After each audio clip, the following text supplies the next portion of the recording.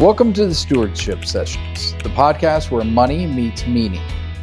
Here, we talk about building wealth with wisdom, shaping a mindset rooted in purpose, and pursuing a mission guided by faith. I'm your host, Jason Stanley, and together we'll explore intentional living, one conversation at a time. Welcome back. So, I do a lot of reading. I read a lot of different books and that type of thing. I don't read as much fiction as I read nonfiction. It's just how my mind works. I love learning stuff. In fact, most of my time in the evenings, even if I'm going to watch television, is usually watching videos and stuff like that about things that I want to learn about. So my wife says that I have like a obsessive personality to where when I become interested in something, I want to learn everything that I can possibly know about it. And fortunately for me, and what I do, I've had that same passion when it comes to business. And I love learning ideas and concepts and reading about successful businesses and successful business people. You know, one of my favorite books was the Steve Jobs biography because I thought it was incredible, not because Steve Jobs necessarily was always the best person, but what he was able to inspire his team to create was phenomenal. He got people to do things that they thought would be impossible and made them possible. You know, Henry Ford did the same type of things. But there's another characteristic in business that I've adopted as my own, as my business partner and I have grown our firm and that type of thing. And it's based on this idea of there really is no competition, right? And so, I hear this a lot. I remember when I first started as a financial advisor, I'm in a little town in Texas, and there was another financial advisor coming to town. And I remember everybody coming up to me and they're like, "Oh, you're going to have competition. Does that bother you?" And my answer was always no, it doesn't bother me. Because competition is actually really good for you. A lot of times we look at a business and stuff and we say, how do we make it where we have no competitors? And I would tell you that you're actually shooting yourself in the foot if you don't have competitors. I'll use this as an example. If you go to most any town, most any city, and drive to a certain area of town, what you'll notice is all the car dealers are almost always lined up right next to each other or very close proximity to each other. And it's not because they're all owned by the same people. They don't even sell the same kind of cars. It's because they feed off each other. It doesn't have to do with zoning. It does not, like the city said, hey, all car dealers have to build over here. No, they recognize that competition is good and that they'll feed off each other, because you might go to, the GMC lot and decide you don't want a GMC and walk over to the Honda lot and buy a Honda, and so on and so forth. And it just goes back and forth and it feeds off each other. And, interestingly enough, when that other advisor came to town, all of a sudden my business started growing, even more so than what I had expected it to grow, right? So I have my business goals every year. I've talked to you guys about writing out goals. I do the same thing in my business. And, but I even far exceeding what my goals were for that year and every year thereafter, right? And it's because of this idea of competition. And so I think a lot of times it's easy for companies and for individuals to get hyper-focused on things being competitive. They look at the dollars and cents rather than what they can get long-term from something. And, there's a really good book that I've read. Like I said, I read a lot of books. It's called Super Bosses. It's a very simple read, so if you want to pick it up, I highly suggest it. But in that book, it highlights a lot of these companies and how they look at competition and how they stay current, how they stay relevant, and how they continue to grow. And one of my favorite examples in there is an example of Ralph Lauren, right? So if you don't know it, most of the world's best fashion designers got their start with Ralph Lauren.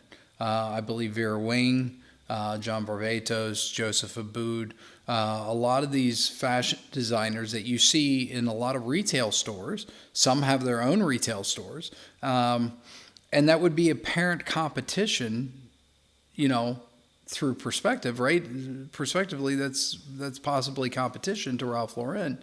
But he does something unique in that instead of seeing them as competition, what he does is he highlights that.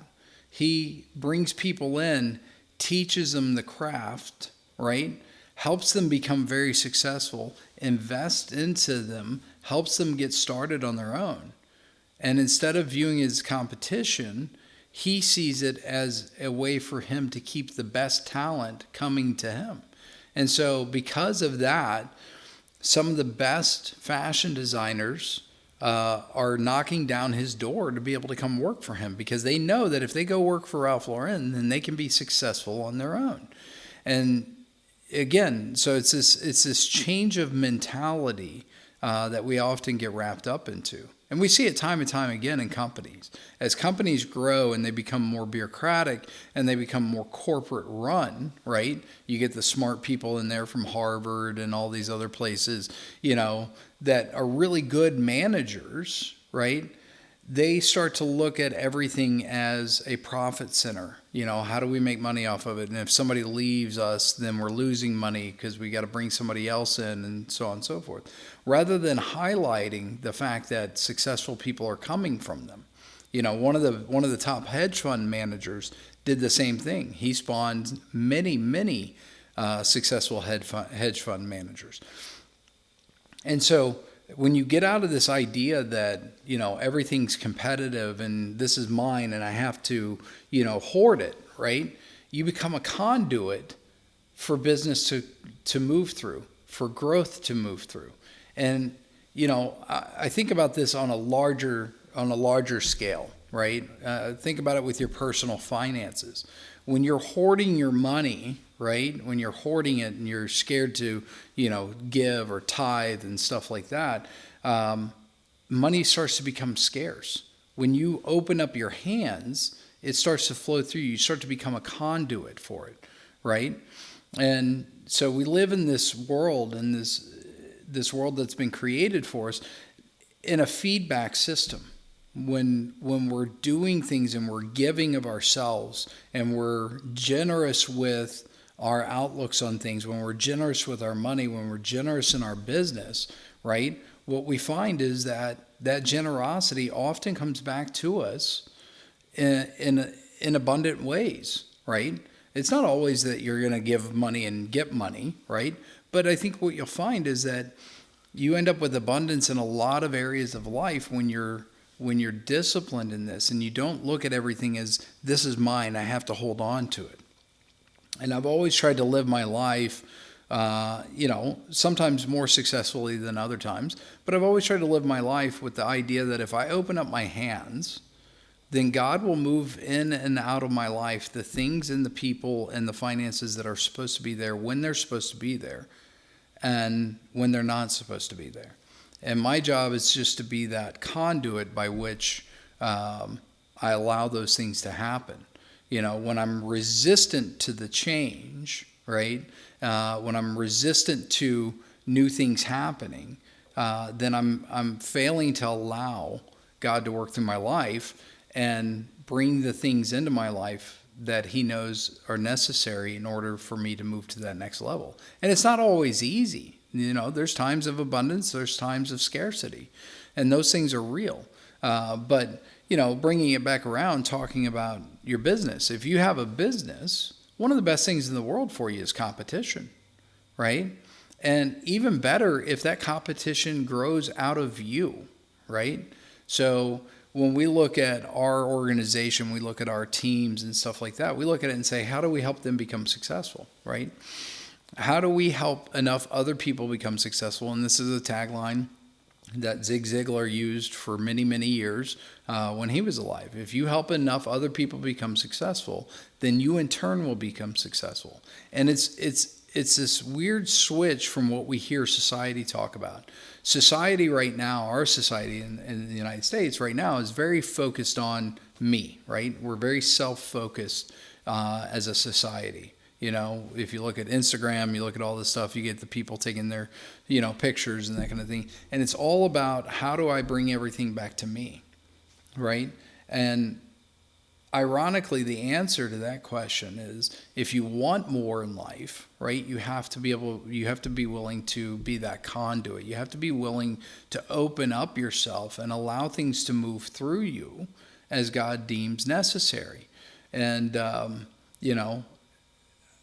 I think that it's easy for us to get wrapped up in, well, this is mine, this is my house, this is my spouse, this is my this is my that, right? And we want to try to control everything. And the reality is we can't control anything, right? Only thing we can control is how we view the world around us and how we react to it. That's the only two things that we can control. We can't control what somebody else is going to do. We can't control how a town is going to grow. We can't control, what's going to happen in business. We can't control the economic cycles. We can't control any of that stuff, right? But our job is to be good stewards of what we've been given. And in doing so, right, those things are able to grow.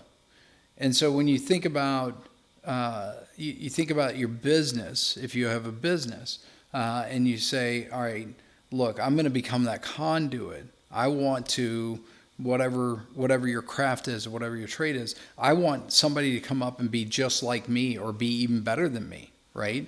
Then you're allowing yourself to grow, because you'll grow just by default of doing those activities, right? And again, it's just a difference of mindset. A lot of the things that we talk about on this podcast is how you look at things differently, how you change your perspective.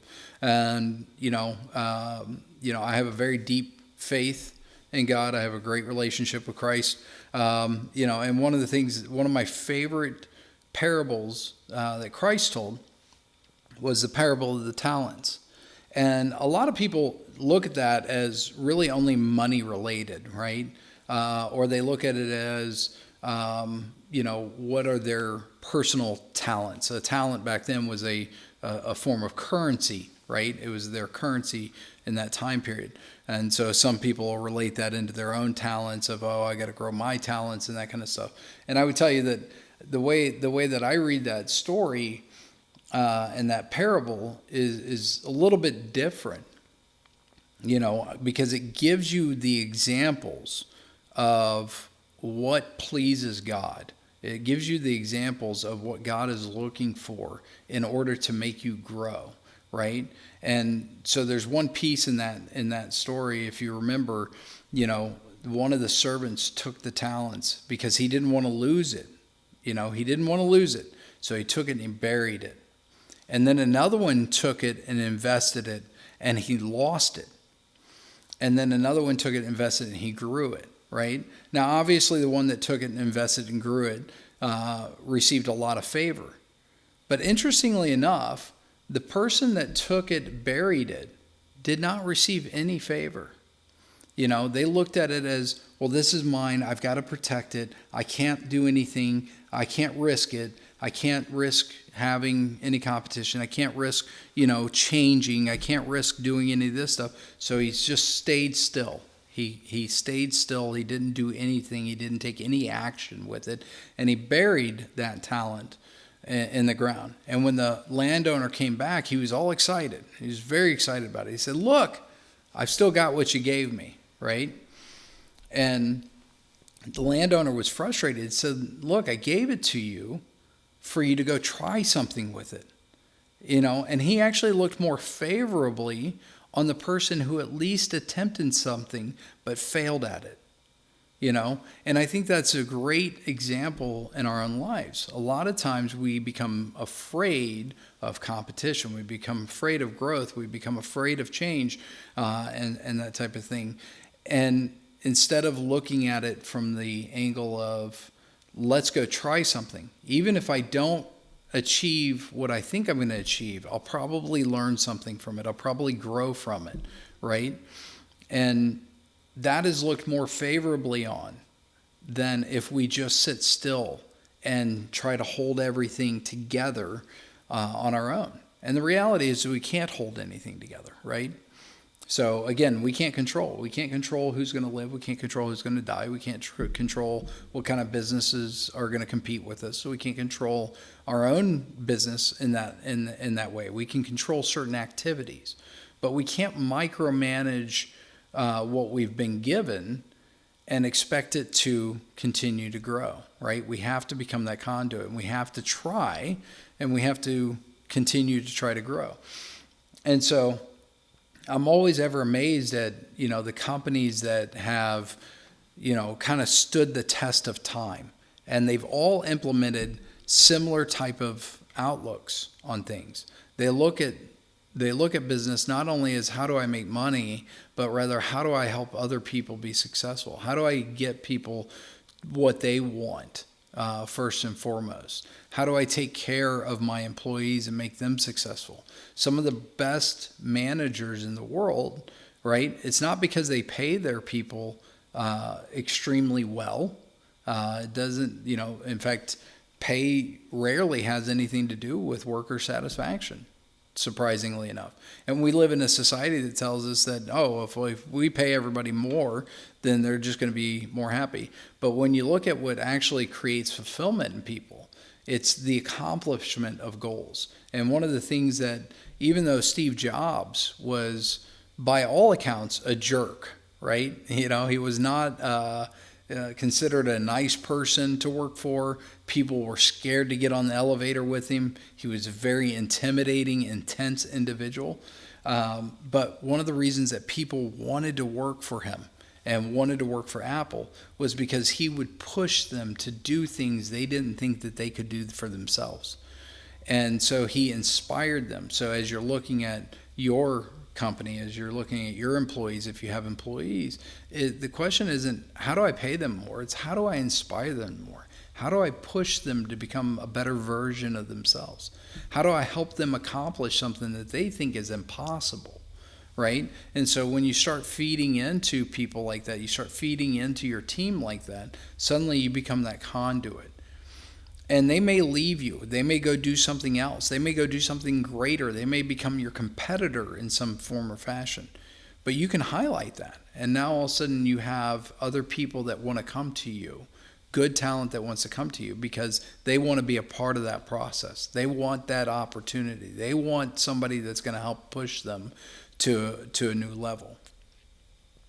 And so, again, the same thing is true whether you're talking about your finances, whether you're talking about your relationships, and so on and so forth. Now, again, I'm not, saying, advocating, jumping multiple relationships or anything like that. What I'm saying, though, is if you're somebody who's feeding into other people and you're giving of your resources and you become passionate about helping other people, then you can't help but become successful. It's just such a different way of thinking than where our society's at right now. We live in this society that says, look at me, look at what I've done, look at who I am, look at what I have, look at all this stuff that I own, and that kind of stuff. And so, I remember a time period when we weren't like that, and so I'm able to grab into that. But it's hard in today's world. It's hard not to, be in a tight position financially and go, I've got to hold on to this. I got to hold on to this, right? It's hard to get your head wrapped around that. A lot of times by giving, by being open with your resources, not just your money, but with your time, with your energy and stuff like that, by being open with it, you actually end up receiving a lot more. It's so counterintuitive. We look at bank account numbers and we think, okay, I got to keep growing this bank account. And yes, you do. You need to be able to grow your own, funds and stuff so that you can weather bad times. There's nothing wrong with that. But you also have to be a good steward of what you've been given. And so when you're a good steward of it and you're giving, from a position of abundance like we've talked about. Again, this isn't mystical stuff. It has to do with your mindset. When you're giving of your time, when you're giving of your resources, when you're giving of your money and you're giving of your energy, to people. And what I mean by giving of your energy is that you're feeding into people, you're building them up, you're helping them accomplish things that they didn't know were possible. You're cheering them on when they have success, right? Even if you're not successful at something, maybe you're having a rough year, but if you're cheering other people on who are successful, and I don't mean your sports team or your favorite athlete, I mean the people in your life. If you're cheering them on, then trust me, that success will come back to you in some form or fashion. But it is so counterintuitive to what we hear and what we're bombarded with on a daily basis. Because the world that we live in says, I've got to accumulate, I've got to have, and I deserve, right? And that's the biggest lie ever. We don't deserve anything. We deserve what we give. Right? And so the more you give, the more you become deserving of more things, not material things, but more, fulfillment, if you will. And so, it can be hard to stay in that mindset. I struggle with it as well. There's been times in my life where funds have been scarce or business has slowed down, and, I can't necessarily see the light at the end of the tunnel. And I'm frustrated and I'm going, well, I can't do these things right now. And I start looking at life in terms of I can't, right? And every time you say I can't, you become correct in that, right? Rather than saying, how do I do that? And one of the things that I do to help shift my mindset is instead of asking when something changes in my life, instead of that I wasn't expecting or something happens that I wasn't expecting, right? A lot of times our knee-jerk reaction is say, well, why is this happening to me? Right? Why is this happening to me? I don't understand. I've been doing this. I've been doing that. Why is this happening to me? And instead of saying that, this is one that I stole from Tony Robbins and use in my life, but it's a really good way of looking things, is instead of saying, why is this happening to me, say, why is this happening for me? Now all of a sudden you open up your mind to the possibilities of what is good that is going to come out of something. It could be that, you lost somebody close to you and you may say, well, why did this happen to me? Right? Maybe your spouse left you. Maybe, you went through a breakup or something. Why is this happening to me? Instead of saying that, say, why is this happening for me? And I think what you'll find is that something better comes on the other side of that. And so we can be in places in our lives that feel very dark and very, hard. But when we shift that focus and start saying, why is this happening to me? We now allow for the process of growth and for better things to come to us, right? And it's not always easy. A lot of people go through some really hard times. A lot of people go through really rough stuff. And there's people that have been through way harder times than I've ever seen in my life. And I hope that I don't have to go through what they've done. But they come out on the other side and they change the world around them, And I know we kind of shifted off topic here about businesses, but I think that the same thing is true with your business. You have to look at your business as being a conduit for God's ultimate plan. And, when you look at people who've been through horrific things, one of the people that comes to mind is, I forget his name, John, I'm blanking on his name right now, but you guys all know him from, America's Most Wanted. If you remember that TV broadcast in the 80s and into the 90s and early 2000s, his son had been kidnapped and was murdered. They found his son decapitated and he was murdered. And, I think about that as a parent and my two boys, and I think about how devastating that would be. And yet he did something amazing about it. He went out and he built one of the best networks to help law enforcement and the FBI and stuff to track down missing children. And because of him not sitting back and just allowing that to crush him, instead he looked at that and said, I'm going to make sure this never happens to anybody else again, right? He he created an entire system that has allowed for law enforcement and the FBI and these other agencies to become so much more successful at finding abducted children. And I forget the exact statistic, but the numbers are staggering. And so how many people, he saw that event, right? Yes, it had to crush him. It had to hurt his soul. But instead of looking at that event and saying, why is this happening to me? He said, I'm going to go make sure this doesn't happen to anybody else. And I'm going to affect as many lives as I can for the positive. And because of him, it changed the way that our entire society, our entire law enforcement society and stuff like that deals with the, child abductions. And, it's a phenomenal story of human resilience. And history is wrought with these stories of people that have endured horrific events, businesses that started from nothing, that struggled, and ultimately became some of the most well-known businesses in the world, right?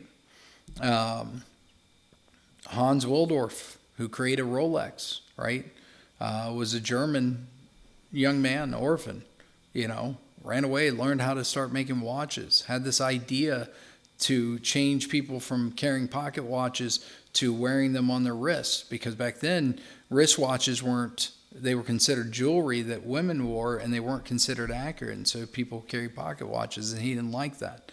He said, everybody should have a wristwatch, and so he started building these watches, but he was discriminated against in Europe at the time because he was German, right? You think about those time periods, World War I, World War II, to be a German at that time was not a very popular thing to be, And so he changed the name of his company, and he just put he just started putting 5 random letters together. He sat there and just wrote 5 random letters that would fit inside of a watch face.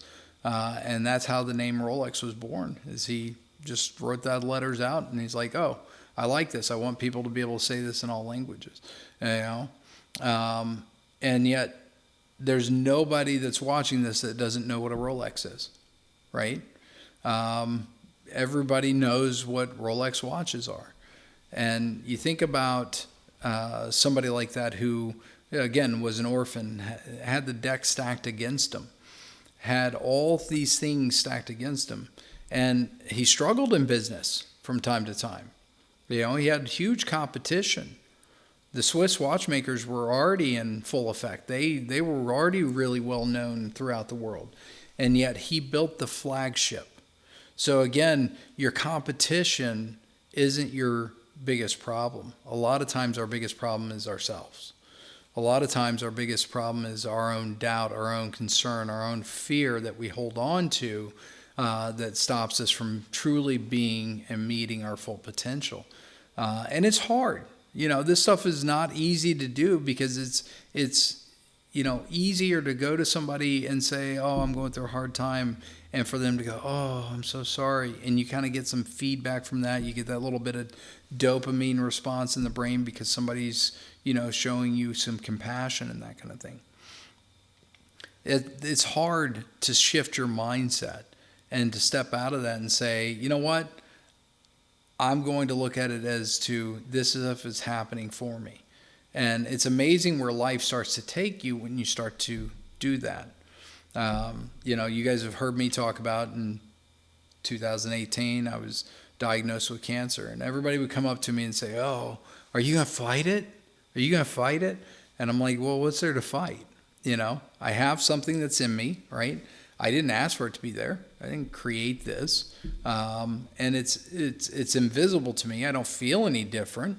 So no, I'm not going to fight it. I'm going to do what the doctors tell me to do. I'm going to do some research and start to become the healthiest version of myself that I can. I'm going to use certain supplements that I, have studied about and can learn about that might help, right? But at the end of the day, my job isn't to allow this to sideline me. My job is to grow through this. And so instead of focusing on what I had inside of me, instead of giving energy to that disease, I said, no, I'm going to focus on where I'm going in life, right? And in the middle of that, met my business partner, and we started this venture together. I was still going through treatments and stuff. And yet I never let it sideline me. And that's not to pound my chest and say, oh, look at me. But it was that, that initial diagnosis when I got it, it stopped me dead in my tracks. And, I remember I started crying about it. And, because it's a scary event, because you go, oh, I didn't plan for this. Why is this happening to me? And it back ended right off of literally I just, I'd left the firm that I was with. I'd been through a lawsuit with them, and that had just ended the week before I got this diagnosis. And so I was felt like I was just getting punched from all sides. And, the cool thing about it though was when I got the initial diagnosis and I was trying to process all of it. I prayed. I was like, God, why now? Can you just back off a little bit and let me live, and, just let me have some good things that happen, because it just felt like that entire year was so intense and stuff.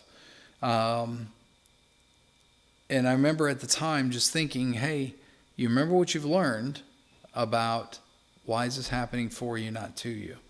And so I took that and I said, all right, I'm going to keep moving forward with my vision. I knew I wanted to build a financial firm. I knew that I wanted to be able to take care of my children. I knew I wanted to be able to do more with my family and more for my family. I knew I wanted to be able to do more for the community around me and the people around me, and that kind of stuff.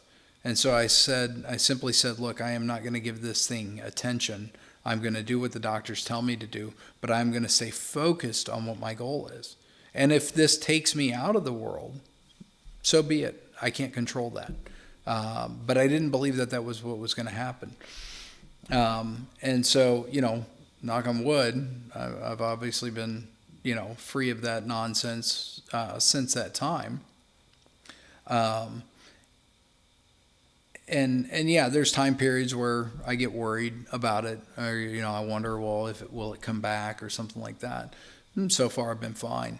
But every time that happens, I try to refocus my attention on what are my goals, what am I trying to accomplish, what am I trying to build, how am I helping people around me, how am I a conduit of what God has given me? Am I building people up, right?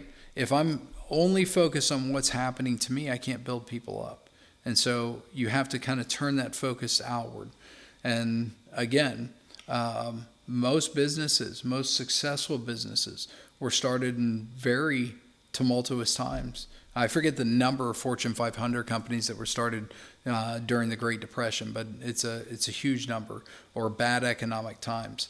So if you have an idea, if you're trying to build something, don't wait for the perfect time. Start building it. It may go a different direction than you think. I remember my business partner and I, we started Oak Crest, and we had spent 6 months building out this design. And as soon as we started with our first team that joined us, that entire design went out the window and we went a completely different direction. And I'm glad we did, because we wouldn't be where we're at today if we didn't. So, it's again being nimble and looking at things in an open sense and saying, all right, God, use me. Let me be that conduit in my business. Let me be that conduit in my relationships. Let me be that conduit with my finances. So again, if you guys want to pick up the book, it's a great book. It's called Super Bosses. I don't agree with everything that's in it. I rarely agree with everything that's in any book. But I would say that, it's a really good insight to how good managers, maybe you're just a manager at a company, maybe you're, wanting to move up to management in a company, but it's a really good insight to what really successful people have done and what some of the most successful brands have done in order to stay relevant and ahead of the curve.